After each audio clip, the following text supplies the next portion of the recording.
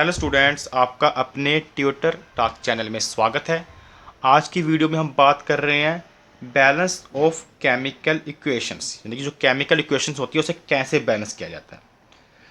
जो एक balanced chemical equation का मतलब क्या होता है कि number of atom of different element in reactant and in product equal होने चाहिए। कहने का मतलब ये जो एरो है इक्वेशन में, एरो का जो लेफ्ट साइड वाला पोर्शन है इसे रिएक्टेंट कहते हैं और राइट साइड वाले पोर्शन को प्रोडक्ट। तो इसमें जितने भी किसी एलिमेंट के एटम है टोटल उतने ही इस साइड पे होने चाहिए, रिएक्टेंट में जितने हैं उतने प्रोडक्ट में। तो सबसे पहले हम काउंटिंग इसके लिख लेते हैं टेबल में। जैसे कार्बन है नंबर में, कार्बन के इस साइड पर कितने हैं, अगर लेफ्ट साइड में देखें तो एक C1 है।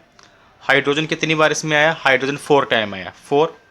ऑक्सीजन कितनी टाइम आ रहा है रिएक्टेंट साइड में, 2 टाइम। इस तरह आप राइट साइड की बात करते हैं प्रोडक्ट की, प्रोडक्ट्स में कार्बन कितनी बार है, एक बार 1 लिख लिया। और हाइड्रोजन कितनी बार है, 2 टाइम 2। और ऑक्सीजन यहाँ पर 2 टाइम है और यहाँ पर 1 टाइम, जिसे हम समझने के लिए 2+1 भी लिख सकते हैं। 2+1 यानी कि 2 बार है, अलग अलग कंपाउंड में है। फर्स्ट कंपाउंड में 2 टाइम है और इस मॉलिक्यूल में 1 टाइम। अब इसमें देखें तो कार्बन को हमें अभी छेड़ने की ज़रूरत नहीं है, क्योंकि कार्बन की काउंटिंग बोथ साइड इक्वल है। कार्बन इक्वल है, लेकिन हाइड्रोजन की काउंटिंग देखें तो यहाँ पर H4 है और यहाँ पर H2। तो हमारा मेन टारगेट क्या है कि दोनों तरफ ये जो नंबर सेम करने हैं। तो इसको किससे मल्टीप्लाई करें कि ये 4 बनेगा, 2 से। 2 से मल्टीप्लाई करने पड़ेगा, यानी कि हाइड्रोजन जो 2 है यहाँ पर है, तो इसके आगे हम यहाँ पर क्या करेंगे, 2 लगा देंगे। अब 2 लगाने से आप नोटिस करो कि यहाँ पर H2 था, 2 से 2 4 हो गए, ये तो 4 हो गए। लेकिन इस 2 का इफेक्ट O पर भी पड़ेगा, तो ऑक्सीजन के भी कितने हो गए, ऑक्सीजन के भी यहाँ पर एटम 2 हो गए। यानी कि जहाँ पर जो 1 था, अगर 1 को मैं 2 से मल्टीप्लाई करूँ तो ये 2 बन गया, यानी कि यहाँ पर 2 और ये भी 2 हो गए, 4 हो गए टोटल। और इधर कितने हैं, 2, यानी कि यहाँ पर अब हो गए हैं टोटल 4 और इस तरफ है 2।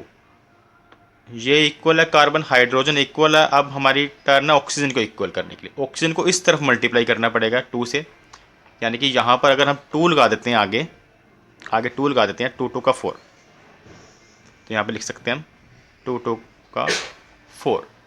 तो अब देखें यहाँ पर कार्बन 1 हाइड्रोजन 4 है बोथ साइड, ऑक्सीजन भी बोथ साइड 4 हो गए। तो ये आपकी फर्स्ट इक्वेशन बैलेंस्ड हो गई है। अब ये थोड़ी सी मुश्किल दिखने में लग रही है, इसको करते हैं सोल्व। सबसे पहले हम इसके भी जो डिफरेंट एलिमेंट के एटम्स हैं उनको लिख लेते हैं। अगर इस तरफ बात करें, कॉपर कितनी बार यहाँ पर आया है, 1 टाइम। और सल्फर इस साइड कितनी टाइम बार है, 1 टाइम। ऑक्सीजन देखें तो यहाँ पर 4 टाइम है और यहाँ पर 1 टाइम, यानी कि 5 टाइम है। और इसका आपने अलग से भी लिखना है कि 4+1, इस कंपाउंड में 4 टाइम है ऑक्सीजन, इसका एटम इसमें 1 टाइम है। और सोडियम 1 टाइम है, इस रिएक्टेंट की साइड सोडियम 1 टाइम है और हाइड्रोजन भी 1 टाइम है। सोडियम भी 1 टाइम और हाइड्रोजन भी 1 टाइम। अब प्रोडक्ट साइड देखते हैं तो कॉपर कितनी टाइम है, 1 टाइम Cu। और सल्फ़र ये भी 1 टाइम है। और ऑक्सीजन यहाँ पर 2 टाइम है, क्योंकि यहाँ पे बार 2 डाला तो H भी 2 टाइम है, O भी 2 टाइम है। और यहाँ पर ऑक्सीजन है 4 टाइम, यहाँ पर 2 टाइम और यहाँ पर 4 टाइम, यानी कि 6 2 + 4। ऑक्सीजन यहाँ पे 2 टाइम है, इस कंपाउंड में ऑक्सीजन के 4 एटम है। और सोडियम 2 टाइम। और इसी तरह से हाइड्रोजन भी 2 टाइम।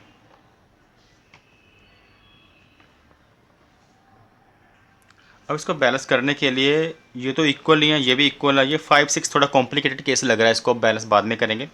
पहले सोडियम को करते हैं, क्योंकि यहाँ पे इसको 2 से मल्टीप्लाई करते हैं तो ये इधर अपने आप ही इक्वल हो जाता है। तो कहाँ पे 2 से मल्टीप्लाई करना, रिएक्टेंट की तरफ, यानी कि इस तरफ। अगर यहाँ से आप वैसे भी डायरेक्ट देखें तो यहाँ पर Na2 है, यहाँ पर अकेला Na सोडियम है।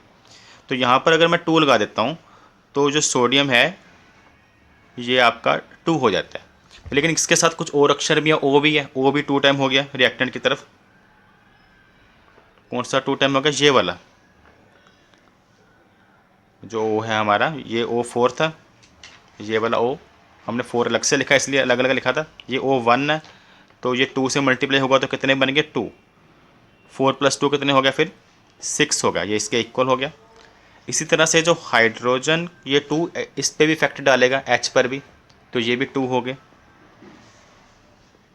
इसी तरह से क्लियर करना आपने। जो 2 था उसने सोडियम को भी डबल किया, ऑक्सीजन को भी डबल किया और हाइड्रोजन को भी डबल किया। ऑक्सीजन के एक एटम को डबल किया, इसलिए एक यहाँ पे लिखा था उसको 2 कर दिया। तो 4 तो यहाँ पर है, 2 यहाँ पर 6 हो गए। सोडियम के इस पूरी लाइन में कितने? 2 है और हाइड्रोजन के भी 2। तो एक तरह से ये आपकी ये भी इक्वेशन बैलेंस हो जाती है। अब थर्ड इक्वेशन जो हमारी है, अब इसको बैलेंस करना है। इसके भी जो एटम्स की काउंटिंग यहाँ पर लिख लेते हैं। आयरन जो है रिएक्टेंट की तरफ कितने टाइम है? 1 टाइम। हाइड्रोजन के कितने एटम है? 2। ऑक्सीजन के 1। इसी तरह से प्रोडक्ट की तरफ आयरन के 3 एटम, हाइड्रोजन के 2 और ऑक्सीजन के 4।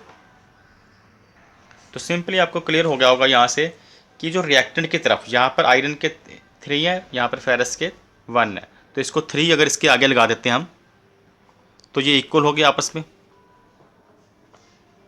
हो गया। अब हाइड्रोजन तो ऑलरेडी इक्वल है, H2 यहाँ पर, H2 यहाँ पर। अब हमारे पास ऑक्सीजन को चेंज करना है, तो अगर ऑक्सीजन को चेंज करते हैं तो रिएक्टेंट की तरफ इस तरफ O1 है, इस तरफ O4, तो इसको 4 करने के लिए हमें सबसे आगे नंबर लगाना होगा। तो सबसे आगे नंबर लगाते हैं तो क्या हो जाएगा?